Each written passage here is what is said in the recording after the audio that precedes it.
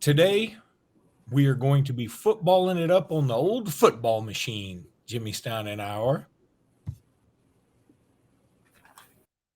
Locked On Bama, your daily podcast on the Alabama Crimson Tide. Part of the Locked On Podcast Network, your team every day.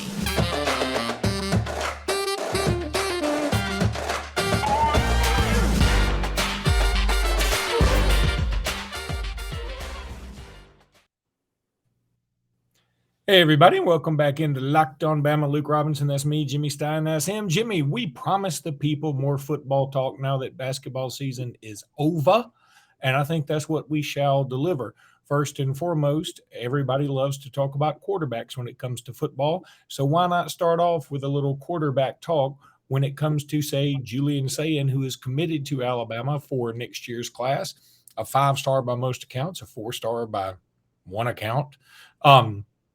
And he got invited to the Elite 11. That's pretty big news. It is huge news. Really excited for Julian. That's a huge honor. I'm a big Elite 11 fan, meaning I really enjoy the process and improve kids. That's one of the things. I think fans look at Elite 11 as this great competition, like who's going to win Elite 11, but how are they going to rank them? Another thing they're doing at Elite 11 is they're improving these kids. They get really good instruction from really good coaches. They put them through drills. They put them around their peers. They show, hey, this is how good these kids you're competing against are. It really lights a fire under a lot of them. I love Elite 11. I wish, Luke, they would televise more of it in terms of not just showing us these kids and showing us the competition, but showing us what they're doing for these kids, getting to know them, because now, it's not perfect. There'll be many kids that prove to be great quarterbacks that weren't part of the Elite 11 process. And a lot of kids that go through the Elite 11 process, they don't pan out. But overall, this is a really good look at who good quarterbacks in college football over the next 3, 4, 5, 6 years. So I really enjoy it. And congratulations to Julian on making it. And I think a lot of him, I think more of him now than I did even when he committed, based on not only tape, but this kid's grown. He's bigger today than he was even when he committed. When he committed, it was like, he's not the biggest kid in the world. But now he's like total normal quarterback prospect sized, good athlete, is acquaintances with Bryce, gets trained by a lot of the same people from sort of the same area of the country. I'm really excited about Julian. I just don't want to get too far ahead of ourselves. One thing, it's a whole nother subject, Luke, but I'm not a big fan of the shiny new toy stuff, meaning that it's always the shiny new toy we get excited about. I'm excited about Ty Simpson. I'm excited about Jalen Milroe. I'm certainly excited about both and Dylan Lonergan.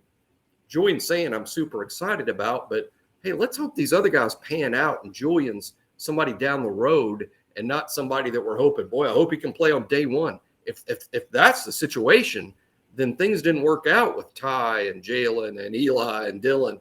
And I'm high on all those guys. I think our quarterback recruiting over the past 5 or 6 years has been fantastic. You know, that's the old saying, right? The most popular kid on the football team is the backup quarterback. And Lord knows no program knows that like Alabama, if you ask me. Right. But it may even need to be revised to the most popular kid on the team is not even on the team anymore. It's the quarterback that you've recruited to replace the current starter and the backup quarterback. But that saying would take way too long, and I don't think people would like saying it. So now there's another quarterback that's out there, and Andrew Bone, who's a friend of the program and a cohort of yours over at On 3, he tackled this question from somebody on y'all's board over there about Air Noland from Langston Hughes in Georgia. Very good player. His name was associated with Auburn more than anybody else that I'd seen, at least as of a few months ago. But Alabama apparently still pursuing him very heavily. He has announced he will commit on April 8th. I get the feeling that won't be Alabama. Maybe that's just me, but tell me if I'm wrong. But I get the feeling it won't be Alabama, but Alabama is certainly in the mix. Yeah, I don't think it'll be Alabama either. He likes Alabama a lot. Alabama likes him a lot. Just puts you in kind of a weird situation when these kids are committing before you're sort of ready to make a decision. You know, Alabama took 2 in the last class. That is not to say they want 2 in this class, although always think it's not taking 2, it's who. So that's a nice rhyme for you guys. It's not taking 2, it's who. Aaron Noland is a fantastic prospect. I'm sure Alabama would like to take Julian Sayin and Aaron Noland. If Aaron Noland came to camp this summer and proved to Alabama's coaches in person this summer, hey, this is a guy you want in your class, and that's why the April commitment's a little early, you know, because he hadn't, you know, he's not going to Alabama camp this summer uncommitted. But it's kind of tricky too, Luke, because we talked about this before. It needs to be talked about again and again and again, because how much the transfer portal and NIL has changed recruiting. You know, you took 2 in the last class. You almost need to take 2 in every class now, because these kids leave. They leave. And as much as I love Ty Simpson and Jalen Milroe and Dylan Lonergan and Eli Holstein, logic, math, numbers, history tell you that those 4 guys are not going to stay at Alabama for 5 seasons. At least 2 of them are going to leave at some point. That's what history tells us. So if you're losing all these guys, you got to sign more guys. And you don't want to be signing too many 2- and 3-star sleepers, because you could wake up one day and find that's all that's on your roster. So it really is a tough spot. It's why they pay these coaches so much money. It's why it's a really tough job. It's why the job is infinitely harder than fans give it credit for. The decision to take 2, how do you massage it? Is Julian going to be happy if you take another big-time quarterback in the same class he is? That hasn't been the way quarterback recruiting has worked. You know, you got to massage that. You got to ask, why is another kid going to agree to come here when you already have the 5-star in saying committed? Are you limited now to a 3-star type guy, which is strategically, that makes the most sense. Now, last year you did sign 2 top 10 guys, but hey, I think a lot of that had to do with baseball. Alabama's willingness to allow Lonergan to play baseball. I think that had a lot to do with what was going on and why you ended up with 2 top 10 guys. There was, you know, a little bit of a curveball with one of them. So, and Holstein was always open to, hey, if you want to sign 2, that's fine. He knew when he committed that Alabama was still recruiting Arch Manning, you know. So quarterback recruiting is extremely tricky in terms of, hey, there's only one. I mean, people think it's not about ego. It's not about that the quarterback must be treated like a prima donna. It's the fact that there's just one of them. There's 5 offensive linemen. There's 3 receivers in most sets. You play more than one back. There's 5 DBs. There's multiple linebackers, multiple defensive line. There's one quarterback. That's why the position's recruited differently. It's why it's handled differently. It's why it's tricky. And that's the situation there. Jimmy, I need to tell everybody about FanDuel. FanDuel is so much fun right now. I'm going to tell you something. I went to the Phoenix Suns game last night and watched them play the Philadelphia 76ers, because we're here still in Phoenix, visiting my son who's at Arizona State, and they have a little FanDuel sportsbook just right outside the stadium. It's awesome. And my son and I both took Phoenix just because we were there to watch Phoenix. We didn't know anything about the NBA. We took them and we won. So it was great. The tournament is heating up, and there's no better place to get on the action than FanDuel, America's #1 sportsbook. That's because right now FanDuel is giving new customers a no-sweat first bet up to $1,000. That's up to $1,000 back in bonus bets if your first bet doesn't win. By the way, FanDuel doesn't pay me any extra to say $1,000, just like that. Just go to your FanDuel.com locked on. And sign up today to claim your no-sweat first bet. Then you can wager on everything from money line to point spreads to which team will be cutting down the nets. Whatever you want to, you can get it at FanDuel.net. FanDuel.com/locked-on. FanDuel.com/locked-on. I hiked Camelback today, and I'm exhausted, and I'm tired, and I'm not saying things right. FanDuel.com/locked-on. It's all on an app that's safe, secure, and super easy to use, so you don't miss your shot at a no-sweat first bet up to $1,000 when you join FanDuel today. Just go to FanDuel.com/locked-on to sign up. Make every moment more with FanDuel. Jeebus. I mean, you talk about – I mean, I had a good story about the live read, and then I butchered the live read, which may actually be better for the live read because if you – I mean, it's sort of like Coca-Cola coming out with new Coke, and it was such a screw-up that it's almost marketing genius. Maybe that's the same way with me. I don't We're still talking about it. We're still talking about it. I think that happened when we were like 7. We're still talking about it. That is true. That is true. Another question from Andrew Bones, sort of mailbag, was somebody asked him about, does Alabama still feel good about Perry Thompson? I feel like we've talked about Perry Thompson a ton on this podcast. And I mean, he's worthy of talking about a ton. This year, in-state athletes and receivers are ridiculous. I mean, they're just so good. Perry Thompson, Jalen Mbakwe, of course, Ryan Williams is 2 years down the road.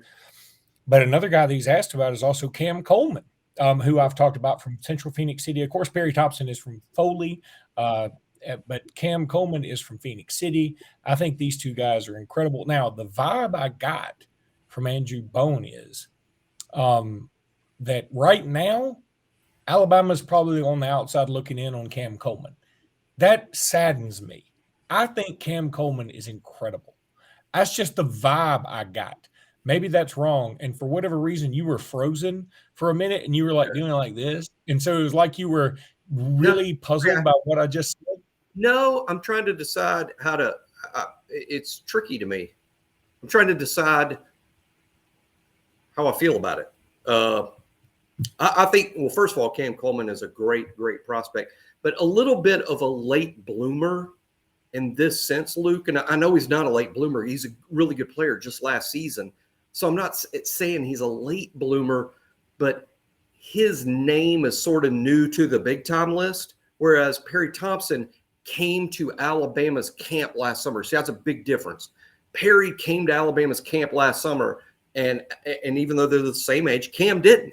But Perry at the Alabama camp was like, this is a guy we got to have. We got to have this guy. And Alabama's like, we got to have you. And he commits, right? Cam Coleman put up a really good season on the field. And then and then this spring is when it's like really exploded for him. And now he's moved up to now we got to have him. I think Alabama just sort of prioritized Perry a little earlier. That doesn't matter in terms of who's a better prospect because these kids change literally month to month. But I think Perry was just a higher priority earlier solely because of camp performance last summer. And now Cam Coleman's becoming a priority for Alabama. And Alabama, I'm sure, would still like to see him in camp this summer. But regardless of that, what a great prospect he is. I think Alabama's I think he is a super high priority now. These things just happen at different times for different kids. And I think that explains where's Cam Coleman likely to end up. I think geography works against you a little bit here in the sense Central Phoenix City is closer to Auburn than it is Alabama, closer to Georgia than kids from South Alabama like Perry Thompson. And also there's been a couple receivers from this program, and where have they signed? I mean, 2 of them signed with Clemson, 1 of them signed with Auburn, and the coach there at Central Phoenix City is Patrick Nix, who's normally embedded in Auburn's program. So I think you have to add all that stuff up and realize Cam Coleman's later priority, probably not a school that you just automatically think Alabama, and that's the situation. But Cam has blown up. I think Alabama would really like to have him. This is something to monitor and watch for sure. And while gun to my head today, I would tell you Cam goes somewhere else. There is more than a single dollar on that because it's so early. I think the kid's only been to Tuscaloosa once, if that. And let's see the recruiting progress a little longer before we get too firm and where we think Cam Coleman will end up with. And I'm sure Andrew would agree with it, at least that last sentence.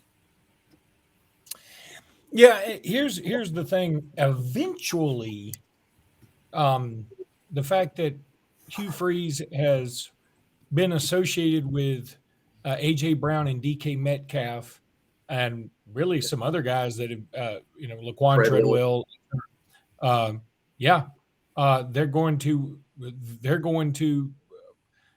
receivers are going to eventually begin to commit to Auburn, which they haven't been lately. I mean, Auburn just hadn't had very good receivers, period. Somebody's going to want to buy into that. I get the feeling that could be Cam Coleman, and I hate that because I'm going to tell you something, man. Again, for those who hadn't listened to the podcast recently, I got to call him in one of the 7A semifinal games. And he's not the star of the show for Central Phoenix City in basketball, but he's so uber athletic, and it just jumps out at you. And so I just thought, I really want this guy in this class. And one more point to make about wide receivers. Let me tell you about, I'm not saying they're prima donnas, but this is some insight into wide receiver recruiting. They're all extremely interested in who's going to throw them the ball. I mean, that's a big thing. That's a bigger thing than people even realize. That's a big thing. You can sell wide receivers on who's going to throw them the ball. Advantage Alabama. And not because Alabama's got a returning quarterback. Neither Alabama nor Auburn has a proven college quarterback at this point. Call me crazy, but I'm believing that this fall, let's say Ty Simpson is going to prove to be a better passer than Robbie Ashford. So I'm just saying that with Cam Coleman, there's a good chance he's going to say, let's see who's throwing me the ball, because that's how he's going to make money, right? So that's why even if he commits this summer, even if he's an early Auburn lean, however put it, I would just tell everybody to apply the brakes until he's made more trips to Tuscaloosa and until we've seen this fall who's a quarterback that can more likely help these guys than just a bunch of empty promises. Yeah, I'm with you on that. And again, eventually that's going to change. I mean, that Alabama gets all the receivers they want in the state or really around the South. Eventually it's going to change. I just hope it doesn't start with Cam Coleman. That's just my take on it. I mean, I'm sort of enamored. You've been a big Cam Coleman supporter from the start. And you're right. I mean, he's blowing up into a thing, and I think he's going to be this summer. But I mean, you can't get too much bigger than a 5-star, and he's headed in that direction, which is amazing considering last October this wasn't a 24 kid we're talking about, but now we are. And but hey, that's how recruiting works. That's how the NFL draft stuff works. I mean, we can sit here and name 6 or 8 kids that are going to go really, really high in the NFL draft that 8 months ago we weren't talking about. And they're going to be top 10 type picks. I could think of one like super quickly. What about that pass rusher from Georgia Tech, Keon White? I mean, I didn't even know his name. And he may not be a first-round pick. He may be into the first round early. So I didn't know his name. And he certainly wasn't on McShay and Kuiper's boards. And here he is. So, hey, recruiting works extremely similarly. Jimmy, let me tell everybody about Built Bar March Madness going on right now. The bracket is here. We know you have a favorite bar or puff, and now's the time to make it count. Go to builtmarchmadness.com to vote for your favorites. I'll be voting for that churro bar because I love it. It's awesome. And if you support the Crimson Tide or any team really, then you'll be voting for that bar too. Support your team, support your bar or your puff. And when you vote on your favorite bar or puff, you will be entered into a drawing where 50 lucky Locked On listeners will get a free box of Built. Not only that, but one Locked On fan will win a 12-month subscription to Built to have Built's best bars or puffs delivered monthly straight to your door. You got to try Built. Built, the best protein bar ever. Seriously, they are so amazing you won't even think they're good for you. What makes Built bars and puffs so good? Well, for starters, they're covered in 100% real chocolate. They're all high in protein. They're low in sugar, all that. That's right, real chocolate. Run to builtmarchmadness.com right now to vote for your favorite bar or puff and pick up a box while you're there. And you can vote every day in March. So hop in and support your pick. Jimmy, you had a good post on your own 3 message board. You were talking about perception. You did. It may have been your wife posing as you, which makes a lot more sense now. But you had a post about, perception is a pretty crazy thing, and how really, Alabama fans, especially in football, we love to say things like, well, of course, Alabama gets everybody's best game. Alabama's always got the target on its back no matter what. And so, of course, we can be more prone to upset now because we put ourselves in this position, yada, yada, yada. And some people sort of write that off as being just total BS and excuse making. I think, I don't know if it's all excuses. And again, you brought up this point about how Alabama is compared to its former selves, whereas a team like TCU last year was just considered gritty and can't lose kids, and they always come back, and no matter what, they're never out of it. No matter, and they come back and beat all these teams that are, they're mediocre or they're just a little hair better than mediocre, and they always win by a point or two at the last second. And everybody's like, man, you got to give them credit. They keep winning. Meanwhile, Alabama has a couple of those games against Texas or Arkansas puts up a big fight when their Alabama quarterback gets hurt or whatever. Or Tennessee beats us on, a last-second kick that was some craziness happening. Or LSU beats us on a 2-point conversion. And everybody goes, what is wrong with the Crimson Tide? They can't get their act together. And really, it's such a fine line, first of all. But secondly, it's that Alabama is compared to Alabama teams of the past. I, for one, don't mind it because I think it makes us more relevant than everybody else. I'm okay with it. I do see the unfairness of it, though. Yeah, let's say, and I hate to just pick on TCU because that's not my point. I'm not picking on TCU. It's just the best example I could come up with today. This is my example that I was trying to point out. Maybe I can phrase it a little better now than I could even when I wrote the piece this morning. But Alabama beats Texas 20-19 in Austin. And the national reaction, let's say you're a college football analyst, you don't care about Alabama, you don't care about Texas, you're just a college football analyst, and your voice means a lot, and it's influential. And your take from Alabama barely beating Texas because Alabama drove the length of the field at the end of the game and kicked a field goal to win it. Your take is, what's wrong with Alabama? They were favored to win this game by 31. They didn't muster any offense. What's wrong with that team? Apparently, is the dynasty over? Because that didn't look like Alabama. What's wrong? Okay, now B, TCU plays Texas, same team, about a month later, 6 weeks later. And TCU beats them 17-10. Now, is that 7 points and not 1 point? Yes, but it's one score. It's a one-score game. TCU beats Texas 17-10. What's the take? TCU's for real. TCU's the real deal. Hey, we question them because they barely beat SMU. We question them because they barely won these other games, but they just beat Texas. They just beat Texas. They're for real. Well, if that's the take on TCU and that's the take on Alabama, then at the end of the year, when we're like, who are we deciding we're going to take, Alabama or TCU, which one do we think they're going to take? They were excited that TCU won that game. It was impressive that TCU won the game at all. It wasn't impressive that Alabama went on the road and beat an 8-4 team when it was 110 degrees in game 2. That wasn't impressive. That was a reason to call the whole dynasty into question. That was a reason to say Bill O'Brien's terrible. That was a reason to say, where was Will Anderson?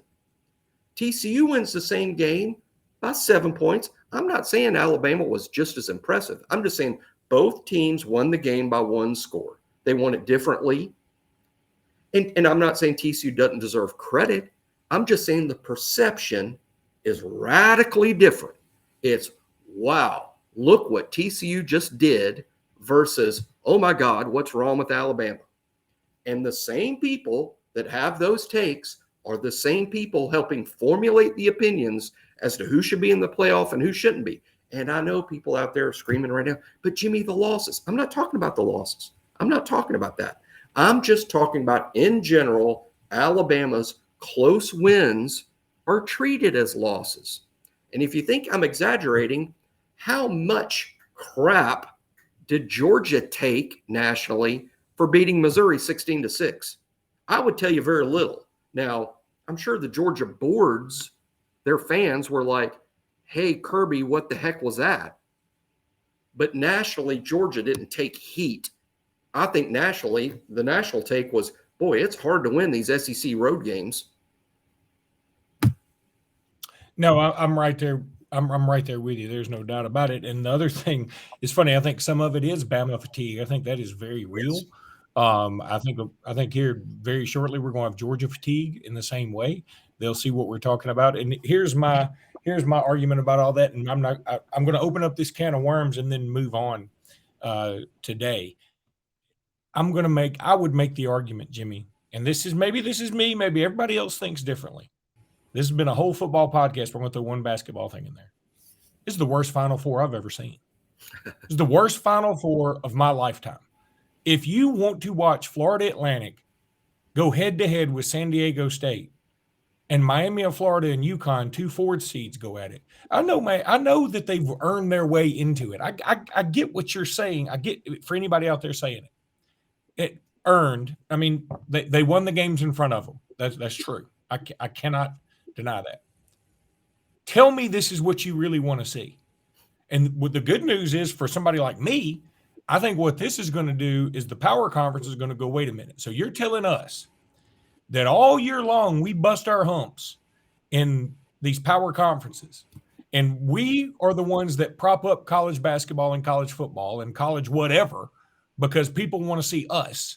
You know, that's why you don't see San Diego State on CBS or ABC or ESPN very often in a primetime slot or Florida Atlantic, because people tune in to see the big boys.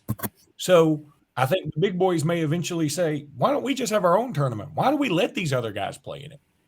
And frankly, I'm kind of okay with that. We can still have Cinderellas in an all big boy tournament. Illinois would be somewhat of a Cinderella. If you want to start letting teams losing records in, LSU or South Carolina would have been a Cinderella this year. So, we can still have Cinderellas that way if you want to. But my point is that when you have too much fatigue and you're like, I'm so tired of seeing Duke and North Carolina and UCLA and in the Final Four. Okay, great, awesome. Now this is what you got. A Final Four with Florida Atlantic, San Diego State, UConn, and Miami. Awesome. That's not awesome. But that's just me, maybe. No. I'm wrong. It's not just you. I don't disagree. Just 8 seconds on that. I don't disagree. I also don't disagree. One day it may be an all Power 5 thing, and the NCAA tournament looks radically different. Don't disagree. That could happen. I will say that I think what we're seeing is the result of the transfer portal, and prior to the portal, the transfer epidemic. And it's created a thing where a group of 5 teams can more easily field a high-quality team for 2 reasons. Number one, Kentucky's bench used to be on Kentucky's bench. Now they're starters at group of 5s. And I'm not being specific. I'm just saying that the talent is more spread out. People are tired of sitting on the bench at big schools, and they're leaving to go to places they can play. And number 2, group of 5 schools can more easily keep a roster together for 4 or 5 years, because at big schools, they go pro, they go to Europe, they transfer out. Group of 5 schools can keep a roster together. That's why a San Diego State can have 4 senior starters, and having 4 senior starters at Duke or Alabama, probably not going to happen. Yeah, unless they all transfer in. Unless they all transfer in from somewhere else. They certainly weren't there for 4 years. They came from somewhere else. And interesting, Alabama's going to visit with Denver Nelson, highly interesting player in the portal, originally from Newmarket, Alabama. It's been a Florida international, averaging over 20 points a game. We'll talk about that some more. Hopefully he'll end up committing to Alabama. But until then, roll tide, everybody. We hopefully will talk tomorrow. I'm actually going on a tour with the kiddos to go check out the Grand Canyon and Sedona and some other stuff. And I got a funny Sedona story I'll tell you one day on this podcast. But regardless, roll tide, everybody. Roll tide. Don't fall in the hole, Luke. Big hole up there.